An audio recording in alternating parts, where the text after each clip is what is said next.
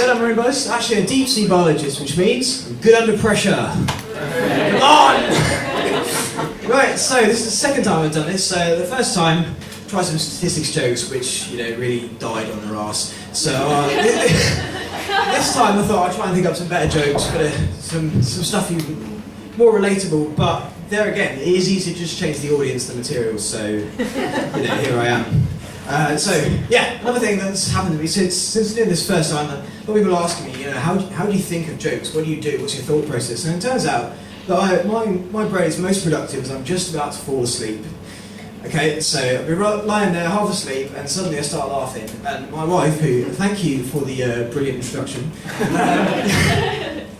just roll over and go, oh fuck, you've thought of another one, haven't you? And I'll be like, yeah. I've got to tell you, her exasperated groans when I think of a joke, that is just like heroin, it's so good. For me, that's the gold standard of what a joke should be. So with that in mind, every joke that I kind of think of and try and, when I'm thinking about what I'm going to say here, I run past her and get to grade them like 1 to 10. So 1 is a really groan-inducing, terrible joke, so a good joke, right? For example, please, please, please. It's a polite saver. Thank you. Right, we've got one person over here, so if you just copy her, you'll be fine. Right, so at the other end, you've got a 10, so this is a fantastically hilarious joke, best joke I've ever heard, and obviously, she doesn't give me any 10s. The most recent 8 I got was saying, packing your car up in the boot, going on holiday. It's a bit like Tetris, isn't it? Trying to find the bag that fits in the right hole. My problem is I'm brilliant at Tetris, so I keep using all my stuff. Right. So, come on, you're getting there. Right, so in the middle of that, so you've got hilarious joke at one end, hilariously bad joke at the other end. Hey, I got it. Are you still on the first joke, or are you... If you stick your hand up, if you don't understand, I'll try and go through it, yeah? So in the middle, so you've got hilarious joke at one end, hilariously awful joke at the other end, you've got 5 in the middle, and so this is it's not cringeworthy, it's not hilarious, and she starts giving me 5s now all the time, just to spite me.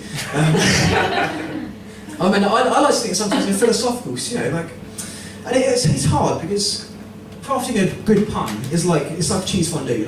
Cheese is an absolutely essential ingredient, but if you put too much in, everyone gets sick. So, right, yes. Now, what was I going to say next? That's the bit I'm going to do now. Okay, so now for the climax of the show. There it is.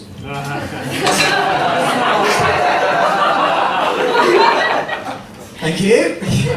Yeah, so that was the foreign prop comedy. I think I've nailed it. And coincidentally, any hecklers, that's what the climax is for. Right, so one of the things I do in my PhD is modelling. I know, you're probably thinking he's more dog walk than cat walk. So I'm going to try and explain to you a little bit how modelling works and how we do it in the form of 4 jokes. So we're going to start off with the same initial conditions each time, and we're going to try and find the parsimonious joke, the best punchline, the parsimonious punchline, by permuting the initial assumptions and initial parameters. So you've probably all heard this one. 2 chemists walk into a bar. The first says, I'll have some H2O, please. The second says, I'll have some H2O too. And the second chemist dies. Right, okay, so that's joke number 1, remember that.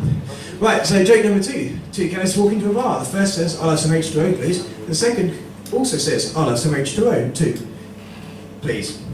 Right. And the barman, realising the confusion, drinks them both water. Right, so that's joke number 2. Come on, keep going. Right, so joke number 3. 2 chemists walk into a bar. The first says, I'll have some H2O. The second says, I'll have a beer. And the first chemist sits there fuming. His assassination attempt has failed. And joke number 4.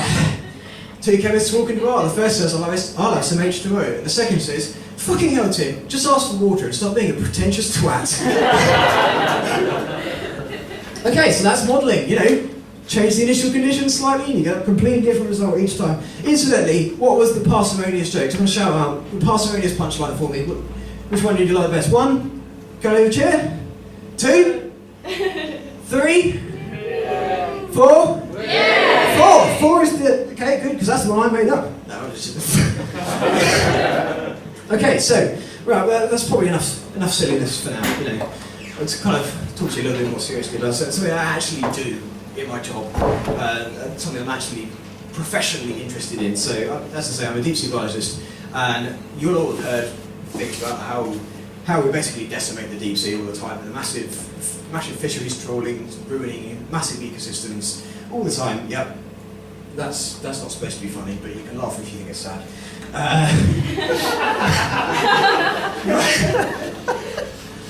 So you're probably thinking, well, there must be loads of like authorities and agencies that are like tasked with protecting the deep sea and managing. And yes, you'd be right. There's lots of them. The one I'm going to talk about is the International Seabed Authority, so it's the ISA. So their job is to protect everything or manage everything in the deep sea that's on the seafloor, more than 200 miles offshore. So this is what the UN calls the high seas. So it doesn't belong to any one country. For example, we talk about the Clarion Clipperton Zone, which is between Mexico and Hawaii, so an area about the size of Europe.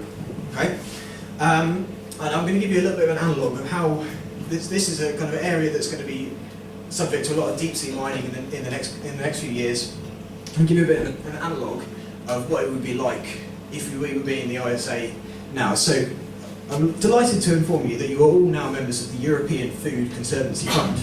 Congratulations. Okay.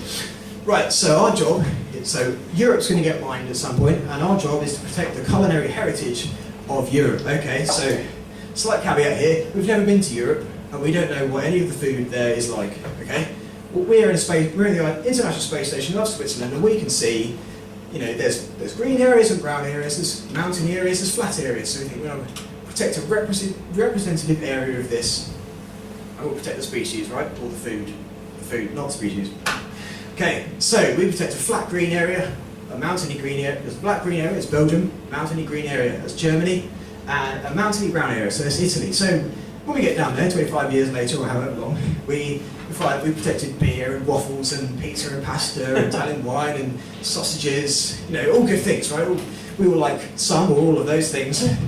But, remember, we've mined everywhere else, so we've lost, you know, paella and Swedish meatballs and goulash and Cornish pasties and fish and chips and whiskey and gin and vodka and all sorts of other amazing things. We've lost sticky toffee pudding, for fuck's sake! Right, and that's just totally not acceptable to me. But you know, the mining companies would say, well, you know, I just like waffles and pudding, doesn't matter.